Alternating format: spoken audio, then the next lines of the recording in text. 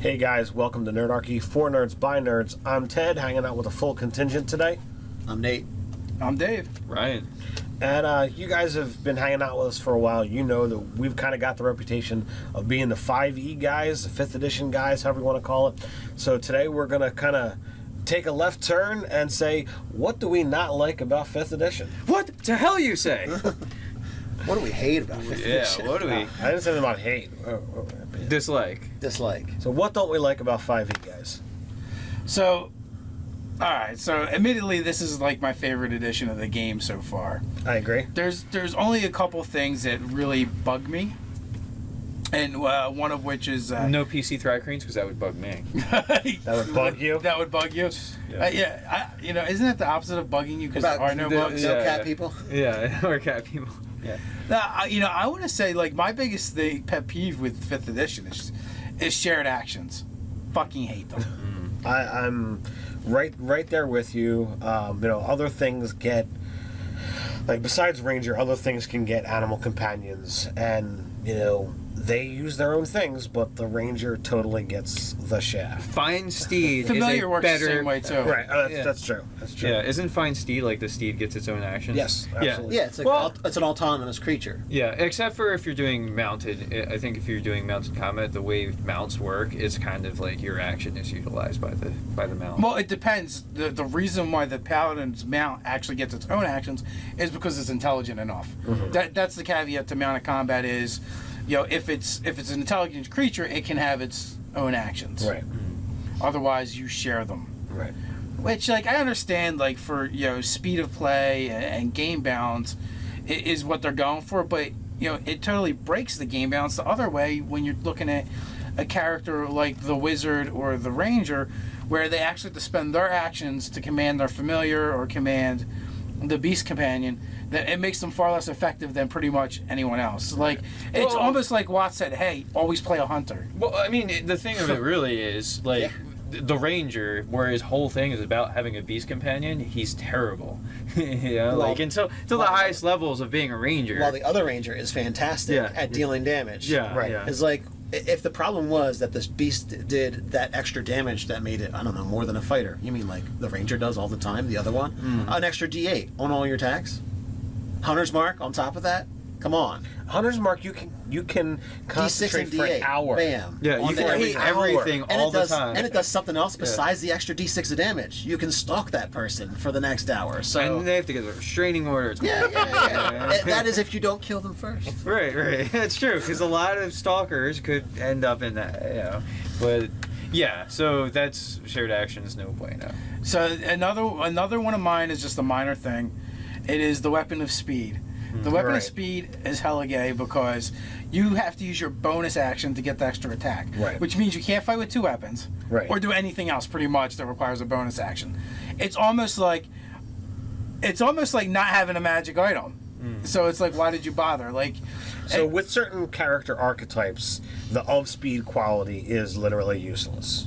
yes. Especially the ones that utilize bonus actions. Like for the anything. like the two-weapon fighter or the rogue that is going to use their bonus action Or and the do Eldritch Knight crap load of other things. So typically in our home brewing, you know, we took away shared actions, things that have stuff. We just say, you know, you don't share actions, you can just do it. The of speed says it can be done as its own separate bonus action. Just use the haste rules. Right. Because really, like, I just assumed they were going to screw over the haste spell as well, but no, they didn't. The haste spell is perfect. When you're hasted, you get an extra attack.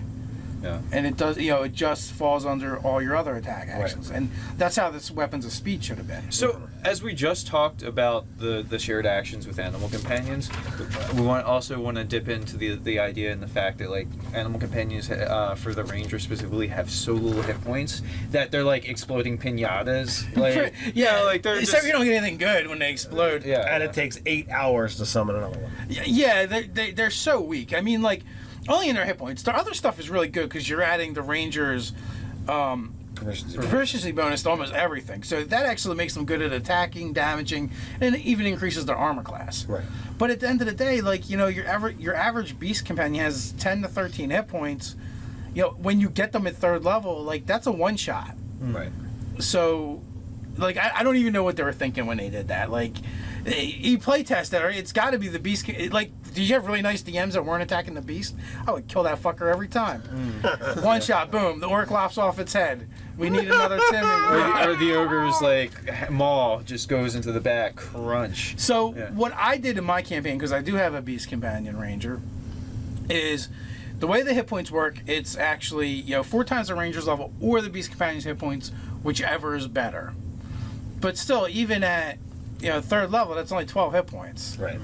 So what I did is I go 4 times ranger's level as bonus hit points. Right. So when they first get it, it has 12 more hit points than it normally would, and it goes up by 4, which is basically like almost leveling. Yeah, it's almost leveling. So Yeah. So I to me at least It'll start off with typically more hit points than the character's going to have, or close to, and continue to go up as they go up. and even still at high levels, even with that, it's still kind of weak because It could still totally get one-shotted. Yeah. at 20th level, that's only 80 extra hit points plus their 10 that they start with. It's 90 hit points, so it's Right. not really. Not getting one-shotted, but it's not going up. It's a against 2-hitter attacking. for sure.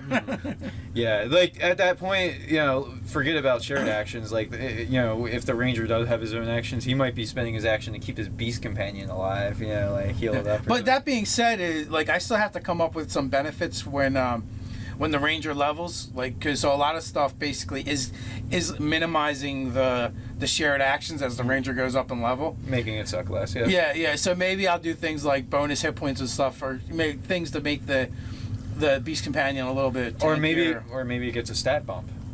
Well, that's a possibility Yeah, too. I mean that could be. But I mean, a it's only gonna have so, like, if you're gonna up the con, it's only gonna have so many actual hit dice to play with.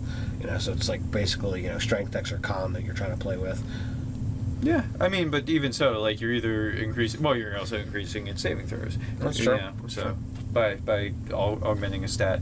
So I think I have one more level before I have to worry about that. Yeah, right. Well, next level. We deal with the problems that are on our plate, Yeah, right? yeah. That's the thing. So for me, the thing that I have problem with when 5th edition Dungeons & Dragons, which if you listen to the live play, you've probably heard me grouse about it, was Not at all. Yeah, not at all. Like how much help the sorcerer needs. Like, so the storm sorcerer from Unearthed Arcana is pretty good, pretty darn good. I don't know, maybe some people would argue too good. I would have to look at it more closely.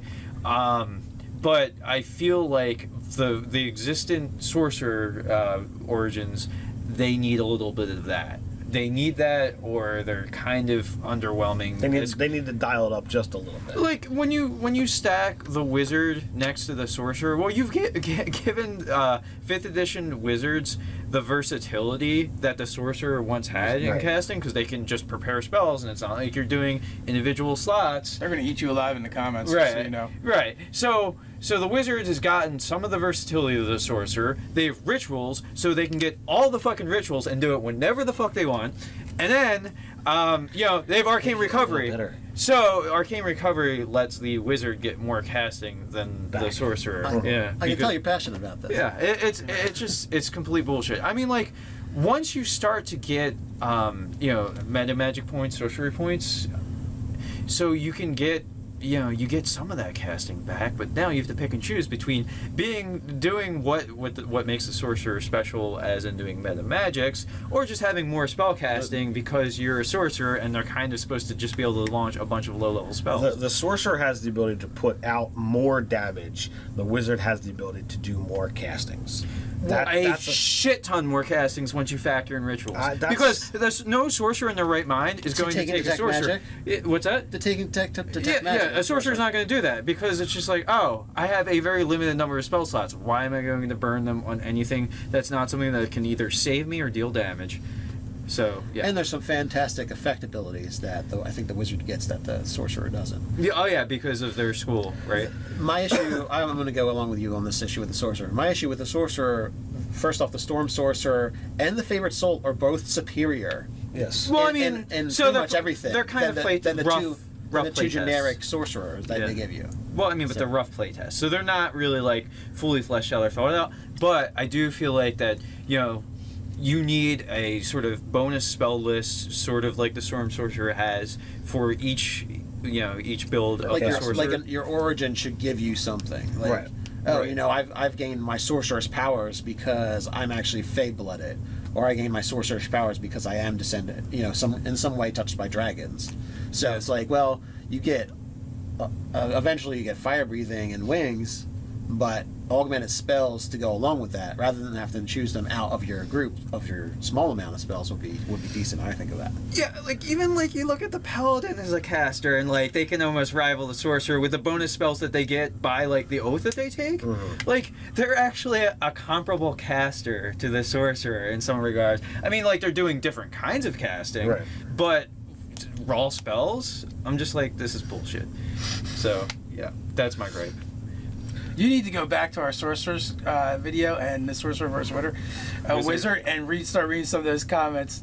There are so many people that are very passionate about the sorcerer, and they start laying out the spread charts. Oh man, I do need to go back to this. I played a high level sorcerer in Scott's game, and you know I enjoyed it. I had no real complaints. You know, once you have a plethora of sorcery points to play with, you know you've got more spells than you're going to use in a regular. Starting playing off a sorcerer at a high level doesn't really count as playing it. Well, you know, from the beginning and being stuck with the crap. And also too, like here's my thing as a sorcerer. I want to do more interesting things than just you know, to talk gamifying DPS. Like I want to do more interesting things than just launch magic missiles. then Yeah. maybe you shouldn't have played a sorcerer. Maybe you should have played a wizard. Exactly. It's Like different kinds of casting, though. That's the thing. Like, you have exactly to look at, when it's like my spell selections, I have to be optimized because my spell selection is such shit. well, that's what I said. Like the wizard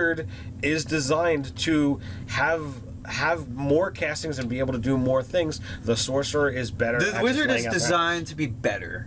Is really what it comes down to. Well, Once you factor in their Except for you can't take the sorcerer in a fight. well, it depends. Like, yeah, he can't take the sorcerer in a fight who pretty much went all offense and like a couple of defense spells. Well, what else are you going to do if you're a sorcerer? Apparently nothing, because I'm a sorcerer and this is the only thing I can do. I'm a cannon. I'm a magic cannon. That's what the sorcerer was designed to do. I can't take any spells that are flavorful for the origin that I'm going for, you know, especially when they start to get like other bloodlines of sorcery out there. It's like, no, I have to take just magic missile, fireball, lightning bolt because my spell selection sucks shit. Although I will say the Hill Dwarf Draconic Bloodline Sorcerer is fucking tanky as shit. Yeah. With that 2 extra hit points a level, and that natural armor of 3, they're pretty friggin' brutal. So, you know, moving on from, you know, the sorceress issues, you know, there's a couple different things that really, you know, are twisted all over the place, and we who have We designed, don't like to have our things twisted all over the place. you know, we've designed our own, you know, campaign world, and we've modeled this and modeled that. You know, the tiefling, however you want to pronounce it, you know, having the, you know, the new origin, I guess you could say.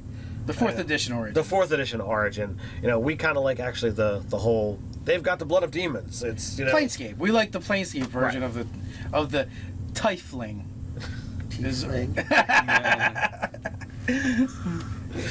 So I don't know how the rest of you guys feel, but I think, you know, having that, well, somewhere down the line, you know, there's actually a demon in my ancestry, makes it kind of cool. You know. Well, I mean, all that But flavor how do you text- keep all the goth boys happy?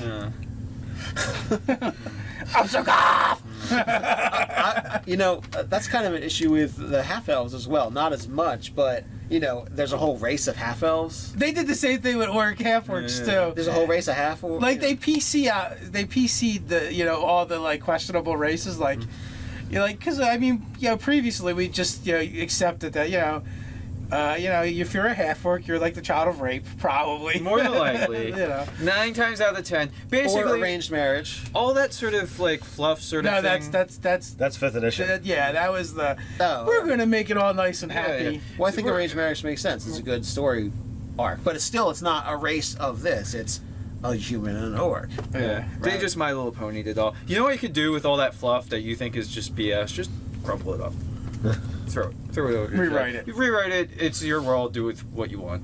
So. And they pretty much say that in the book. So that's, you know. Yeah, They are good that way, although we see it in the comments a lot of times. Guys, you can change shit. It's your game. Do whatever you want. Yeah. It's okay.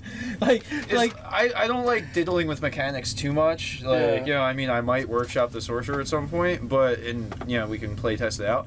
But as long as it's not mechanical, like, you can change all that fluff. There's just all the story contingent of people. They seem to be like sitting on the edge of their seat waiting for Watts to speak. Yeah, on stuff. Yeah. Oh yeah, so that we can do it or not do it. Like, someone asked me a question, I'm like, do it however you want to do it. Yeah. So it's not like they're gonna kick in your door and come to your table and take away your books. I'm the D&D police. You've been playing the game wrong. You don't like all the 12 classes and they're not in your world, then just take some of them out. Yeah, I mean, it says that in the beginning of 12 class. They only had to say it once for me, and then I'm like, okay, yeah, I'll change whatever the hell I want in this book. Nate's like cutting pages out of his book and making my own classes. So it would be safe to say, instead of the SWAT team, there would be the Watts team. Yeah, the Watts team.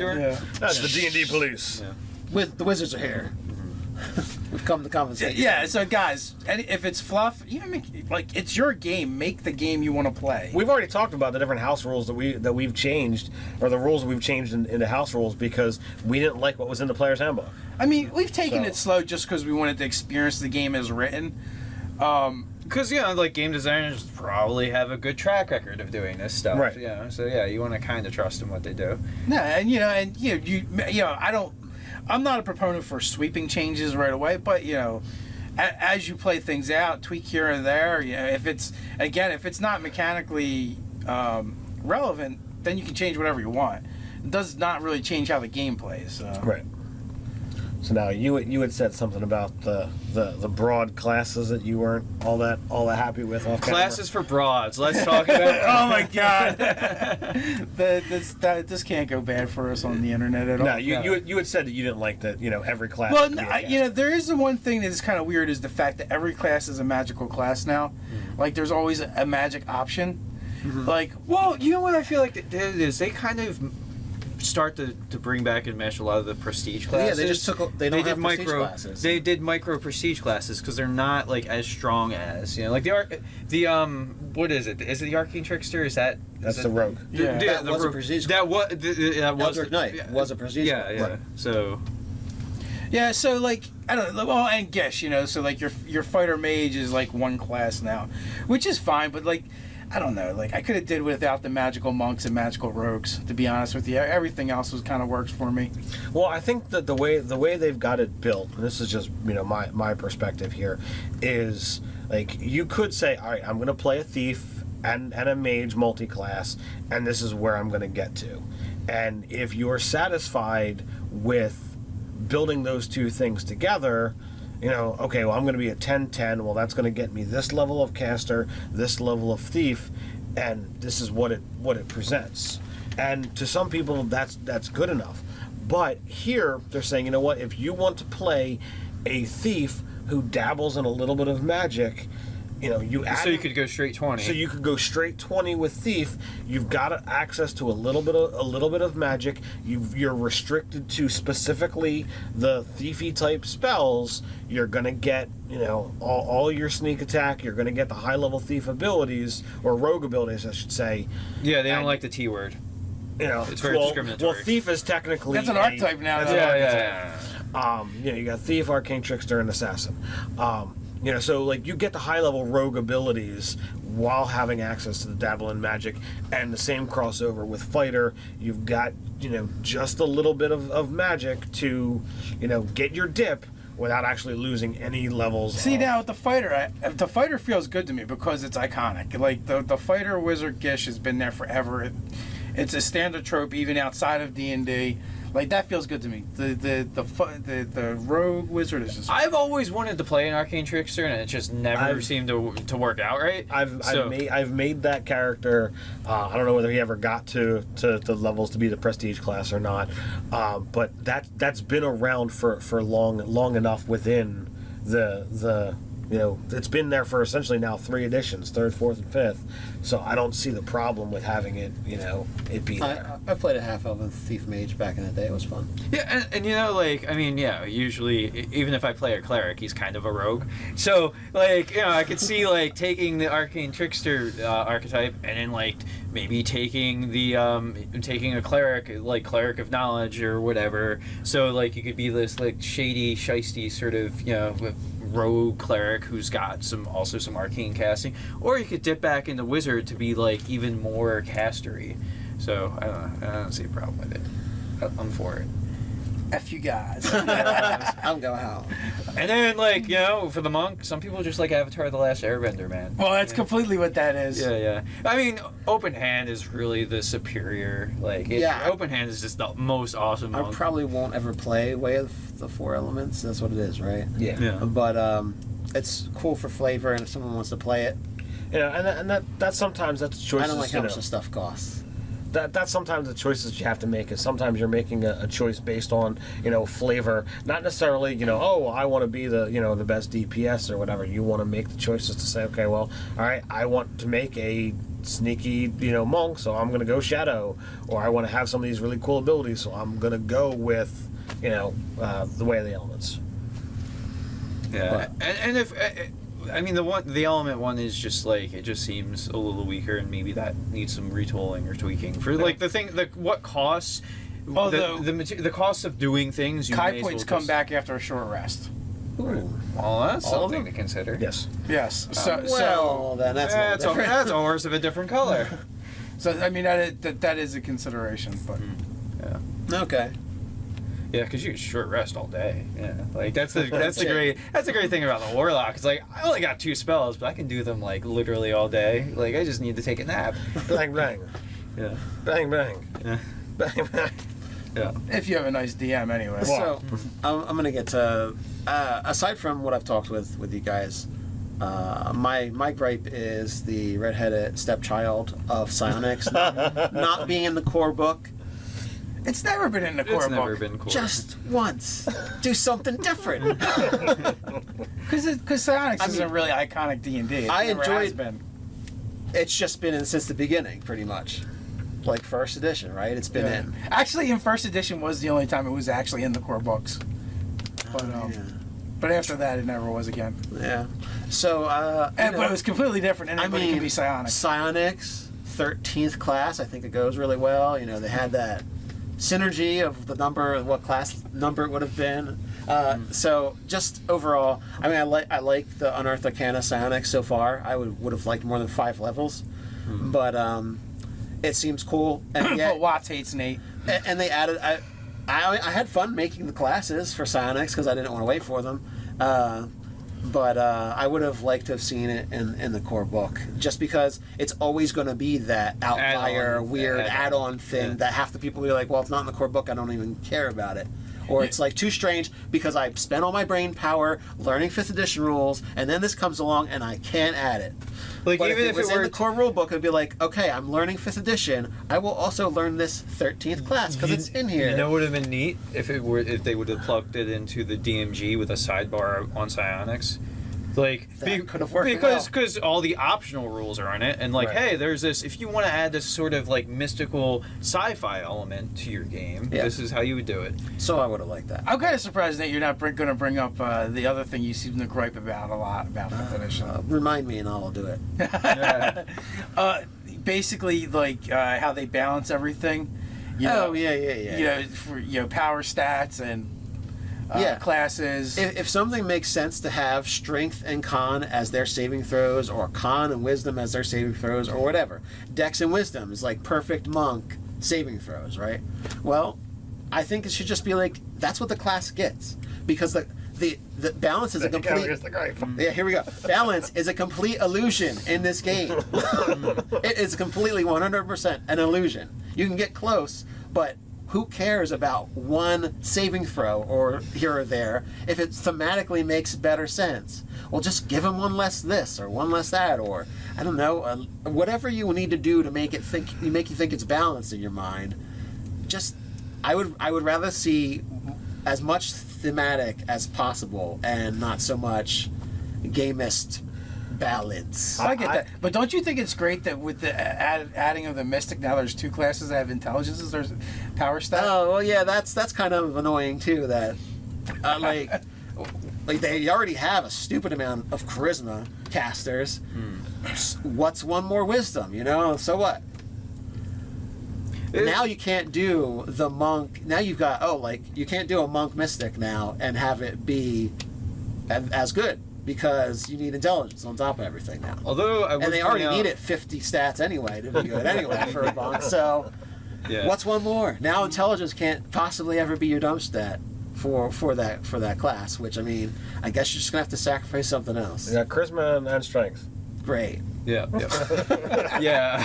Well, I mean, you know, since second edition, intelligence was kind of the stat for psionics. And I didn't agree with that change in the first place. So I mean, if we're no, in second Well, edition, actually, in second edition, it was multiple stats Yeah, it too, was so you multiple needed like stats. all the stats. Like you had to choose your power array based on your what stats you had. Based on what you wanted to access focus on, you could say like one or the other, and just be like, well, I'm just not going to do intelligence-based things, or I'm going to do poorly at them for second edition. But in third edition, they just went with the standard for the main Scion, and then they changed it up for the other ones, making them charisma and other things. And it was wisdom for the psychic warrior, I believe.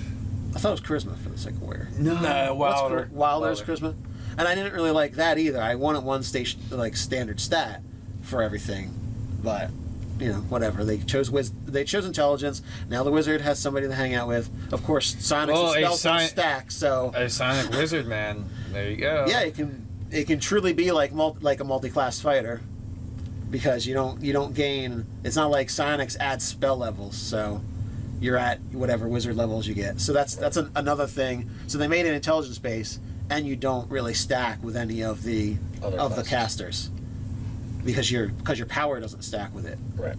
Right. Like, And they're not. I mean, the powers are neat. I like that they went and used concentration in a different way. Right. So, again, I could comment more seeing 10, 15 levels of it, because right now you have to multi-class or you're not going to go very far. You're going to be 5th level and then you're done. Because it's not like you can take it's not like you can take one mystic of Immortal and then one mystic of Awakened, because they're the same class. You can't just double Correct. the class up. So you can't even get 10 levels out of testing psionics. You have to test them out like 1 through 5 or multi-class them with something else. Right. And again, they don't stack with any of the casters, so yeah. I swear I like the new psionics. But I don't like the gamist balancing concept that I feel I see whenever And he's passionate. whenever they're adding something. Because in the end, I want the rules and mechanics to describe what happens in the game, not control what your character does. Right. In the sense of what you choose your character to do for the purposes of role playing and thematics. And I'd rather you making good choices, not suck in the game. Yeah. Well, and Like also character-wise. too, just remember the players that are going to look to break your game, they're just going to look to break your game. Like if they want to make a broken build, they're gonna figure out how to do it. Yeah. So my next thing is, it kind of always comes as every time you change editions, you always have to go through that those hurdles of waiting for the next book, and we're now approaching the year marker. We're in August of 2015 when we're recording this, and August of 2014 was when the Player's Handbook came out, and you've got the 3 core books, you've got 3 adventure books. There's still nothing that's talking about One player companion as a download. well, yeah, you've got a couple PDFs with One, with wait, no, choices. there's only one official. Okay, the other ones are playtests. Yeah, essentially. So that you've got you don't have a lot of extra resources. So the product support isn't really there. right. So I'm used to 3rd edition, where I've literally got enough books to stack up to hide behind. But didn't they 3rd edition? Wasn't it about a book a month? Was kind of the rollout. Well, it was around a book a month that was put out by Watts, but then you had all of these external companies OGL, putting out stuff as well. So you really had a plethora of content to go with. So I'm missing races. No, they were doing more than a book a month, because they might be doing a book a month for classes or races each, and adventures and campaign settings. So it was spread out, over different types of products. Are we talking directly from Watts? Or are we talking from Watts? open? from Watts. Okay, open game. So like I'm missing races, I'm missing monsters, and we don't have campaign information. And based on what I'm seeing, Yeah, I got this covered.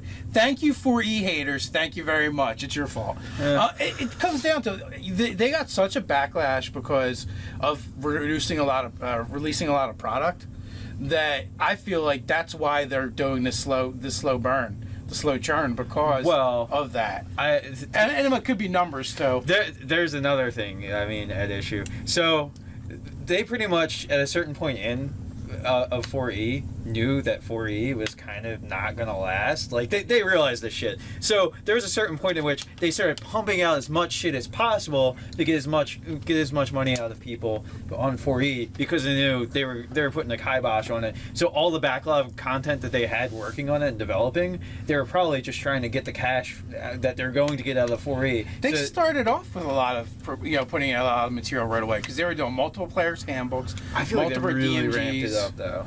Multiple monster manuals, which is what they've always done anyway. Right. So I don't know if it's purely a numbers thing or if it's because of the backlash that they received. But I like options. I like having products that I can choose to buy that no one will ever make me buy. They can't make me buy it because it's my wallet and my credit cards. But I can choose to do it if I want to. We have a person here who has a condition. With 4th edition, I didn't go out and buy all of the stuff.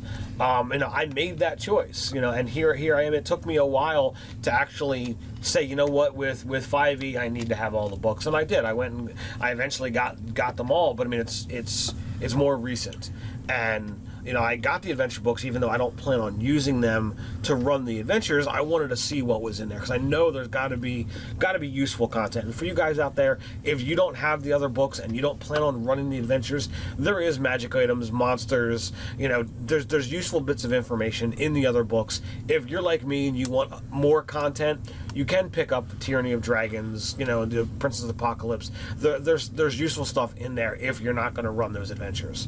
But the point that I was originally getting to, based off of what release information they have, and we're at that year marker, there's nothing to talk about campaign settings. I would love to see Forgotten Realms, Dark Sun, Eberron. Oh my god, Forgotten Realms, really?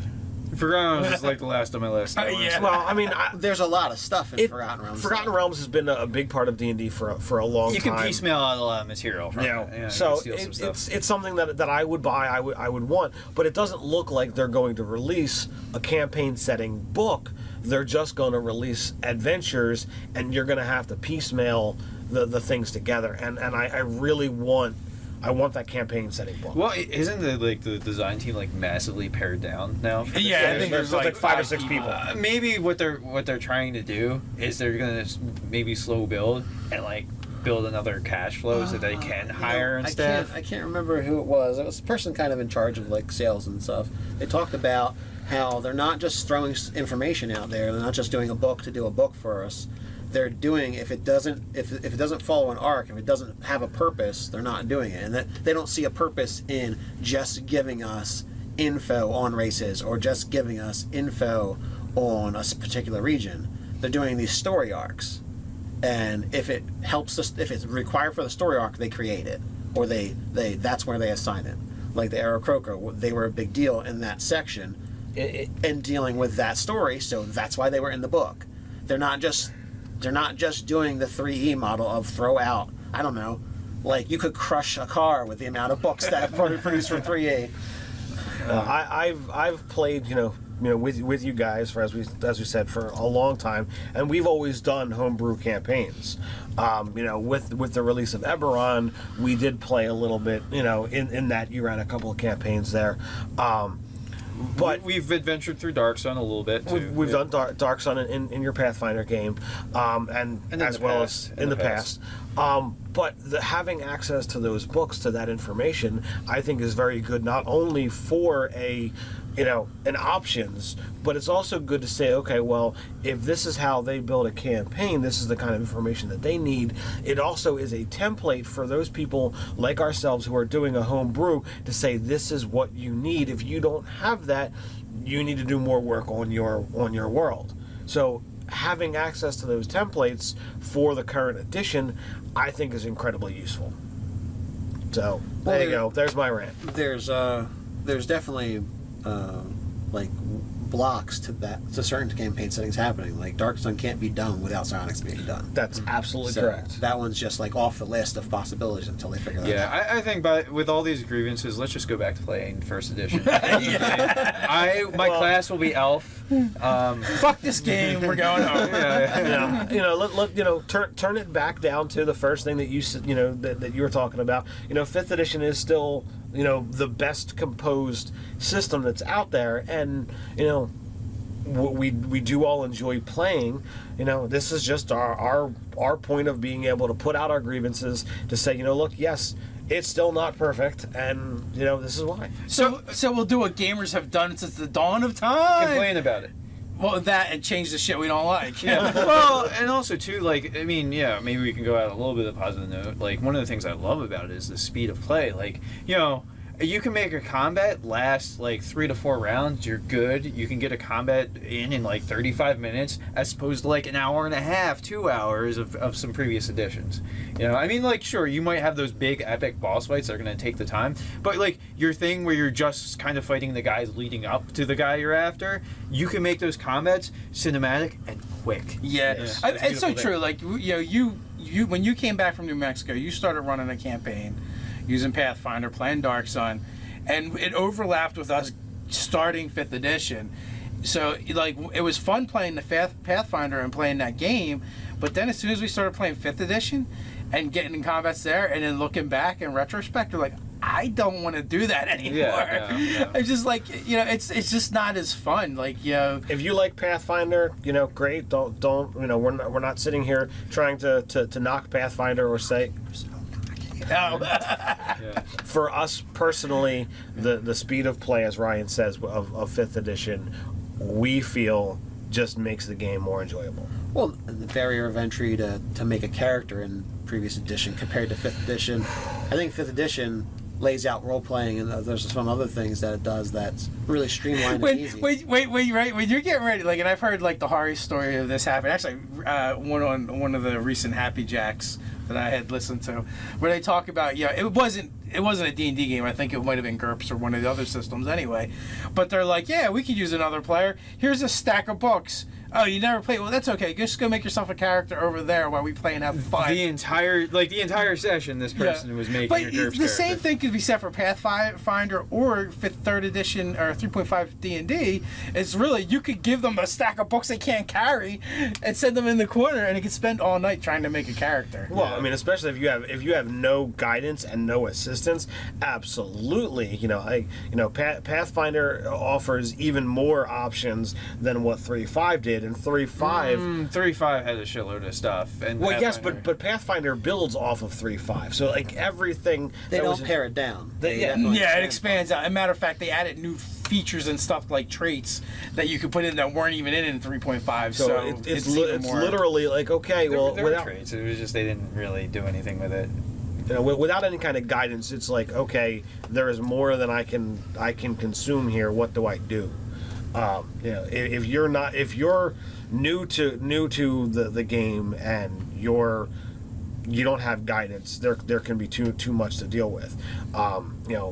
I could sit down with a person in Pathfinder or in 3.5, and if they have a concept of something that they want to do, not just give me all the options first, then I can help them build a character pretty darn quickly and get them involved in a game. And I always suggest, whenever you're making a character, doing it with someone who knows the rules, because that's just the smart way to go, and they can help guide you, in a constructive way, be it thematic or mechanic or a combination of the two. But 5th edition really says, okay, pick a race, pick a class, pick a background, done. here's things to go with for your choice. You can make a character, very quickly. 5-10 minutes. If you have an 15 idea. if you have to actually, take the time to choose spells. So, and I think one of those previous editions, you're talking 2 to 3 times that amount of time, easy. If you have an idea and help. I can do a character in a half hour for somebody if they have a clear an idea of what they want to do. Previous edition. With previous editions, yeah. All right, so should we take it out? We ranted and raved enough. Yeah, we're Even spilled over into other editions. yeah. So if you guys want, share what you don't like about 5th edition down in the comments below. While you're doing that, feel free to click like, share, even subscribe. You can join the conversation over on Reddit. You can hang out with us over on Nerdarchy.com. You can patronize us in a good way over on Patreon. So until next time, stay nerdy.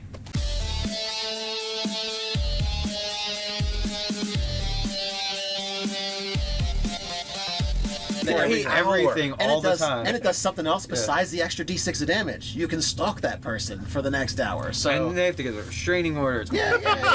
That is if you don't kill them first. Right. That's true, because a lot of stalkers could end up in that, But, yeah, so that's shared actions, no bueno. So another one of mine is just a minor thing. It is the weapon of speed. The weapon of speed is hella gay because you have to use your bonus action to get the extra attack. Right. Which means you can't fight with 2 weapons. Right. Or do anything else pretty much that requires a bonus action.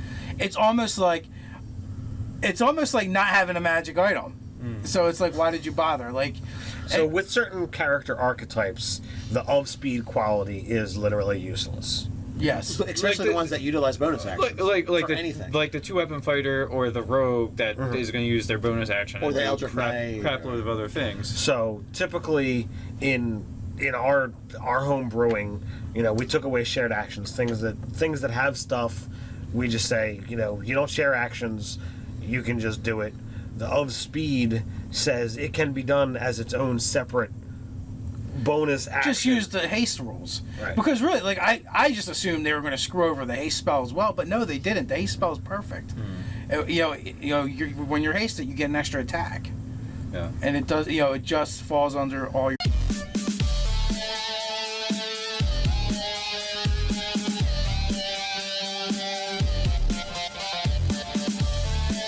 Hey guys, welcome to Nerdarchy, for nerds by nerds. I'm Ted, hanging out with a full contingent today. I'm Nate. I'm Dave. Ryan. And you guys have been hanging out with us for a while. You know that we've kind of got the reputation of being the 5e guys, the 5th edition guys, however you want to call it. So today we're going to kind of take a left turn and say, what do we not like about 5th edition? What the hell you say? What do we hate about 5th edition? What do we I didn't say anything about hate. dislike? Dislike. So what don't we like about 5e guys? So, alright, so admittedly this is like my favorite edition of the game so far. I agree. There's only a couple things that really bug me. And one of which is... No PC Thrycreens, because that would bug me. That would bug you? That would bug you? Yeah. Isn't that the opposite of bugging you because there are no bugs? No cat people? Yeah, or cat people. Yeah. I want to say, like, my biggest pet peeve with 5th edition is shared actions.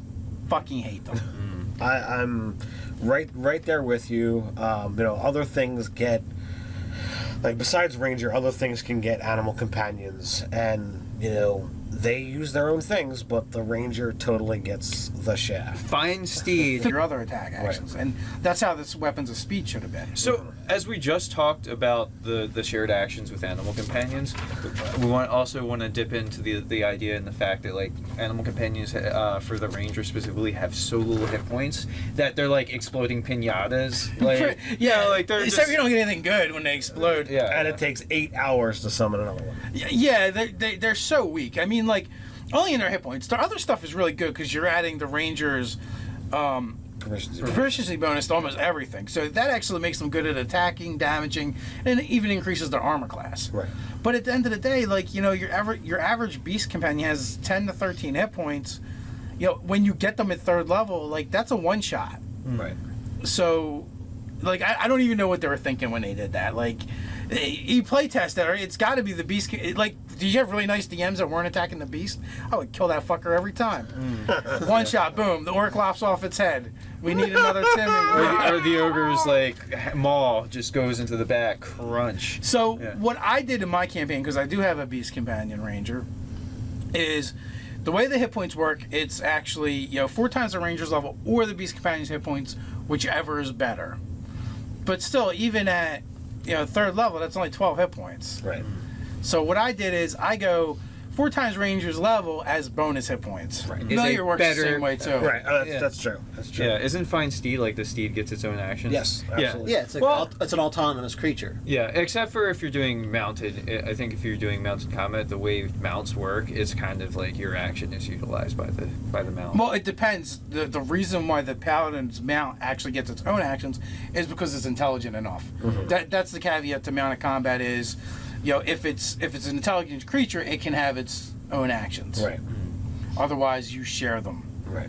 Which, I understand, for speed of play and game balance is what they're going for, but it totally breaks the game balance the other way when you're looking at a character like the wizard or the ranger, where they actually have to spend their actions to command their familiar or command the beast companion. That it makes them far less effective than pretty much anyone else. It's almost like Watt said, "Hey, always play a hunter." Well, I mean, the thing of it really is like. The ranger, where his whole thing is about having a beast companion, he's terrible. Until the highest levels of being a ranger. While the other ranger is fantastic Yeah. at dealing damage. Yeah, Right. yeah. It's like, if the problem was that this beast did that extra damage that made it, I don't know, more than a fighter. You mean like the ranger does all the time, the other one? An extra D8 on all your attacks? Hunter's Mark on top of that? Come on. Hunter's Mark, you can D6 concentrate and for an D8. hour. Bam. Yeah, On- you, So when they first get it, it has 12 more hit points than it normally would, and it goes up by 4, which is basically Like almost leveling. Yeah, it's Leveling. almost leveling. So yeah. so I to me at least. It'll start off with typically more hit points than the character's going to have, or close to, and continue to go up as they go up. And even still at high levels, even with that, it's still kind of weak It because could still totally get one-shotted. Yeah. at 20th level, that's only 80 extra hit points plus their 10 that they start with. It's 90 hit points, so it's Right. not really. Not getting one shotted, but it's not going up. It's a against 2-hitter attack. for sure. Yeah, like at that point, forget about shared actions. Like, if the ranger does have his own actions, he might be spending his action to keep his beast companion alive. Heal it up. But that being said, I still have to come up with some benefits when the ranger levels, because so a lot of stuff basically is minimizing the shared actions as the ranger goes up in level. making it suck less. Yeah. Yeah. So maybe I'll do things like bonus hit points and stuff, or make things to make the beast companion a little bit. Or maybe tankier. it gets a stat bump. Well, that's a possibility Yeah, too. I mean that could be. But I mean, possible. it's only gonna have so, like, if you're gonna up the con, it's only gonna have so many actual hit dice to play with. So it's like basically strength, dex, or con that you're trying to play with. Yeah, I mean, but even so, like you're either increasing. Well, you're also increasing